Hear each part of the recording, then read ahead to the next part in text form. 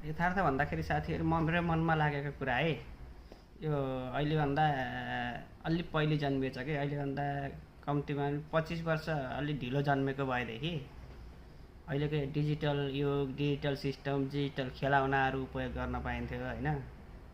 अनि दुःख पनि अहिलेको केटाकेटीलाई हेर्नु न कति सुख छ, कि मोबाइल मात्रै चलाएको छ, कि होमवर्क गरिरहेको, स्कुल गएको छ, आएछ, अरू न दायाँ छ न बायाँ छ, न के छ, न आफन्त चिन्छन्, न साथीभाइ चिन्छन्, न फिजिकल्ली केही खेल खेल्न जाने छन्, न खेल खेल्छन्, कि मोबाइल छ, कि ल्यापटप छ, कि चाहिँ पढ्ने एकछिन पढ्यो अनि एकछिन होमवर्क गर्यो अनि काम भ्याइयो।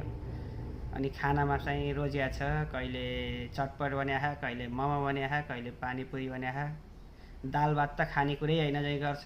हामीले खाने बेलामा चिसो आँटो र मोही हुन्थ्यो, अनि ढिँडो, अब के को तरकारी हुन्छ, सागमा पानी हालेको होइन, त्यस्तै खाएर हुर्क्यो। अनि बिहान जुरुक्क उठेर घाँस काट्न जानु पर्थ्यो, अनि घाँस काटेर आएर अनि हतारमा तातो चिसो थोरै खाएर दौडी स्कुल जानु पर्थ्यो।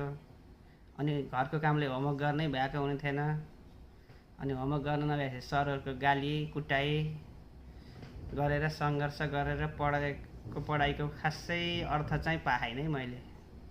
हामीले घोकेका ती ए स्क्वायर बी स्क्वायरका सूत्रहरू, अनि त्यसपछि त्यो साइन्सका उहरू सबै चिज हेर्दाखेरि कहीँ युज भए जस्तै लाग्दैन जीवनमा अहिले आएर।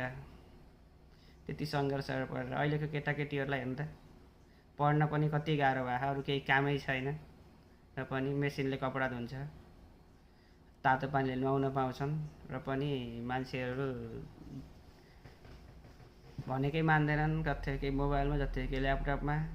अनि यसो गर त बाबु, उसो गर त नानी भन्यो भने पनि अहिले बिजी छु पछि भन्यो, हिँड्यो। यो मेरो लाइफमा मात्रै यस्तो भएको कि हजुरहरूको लाइफमा नि यस्तो साथी हो? ल कमेन्ट गर्नु है त। Thank you so much.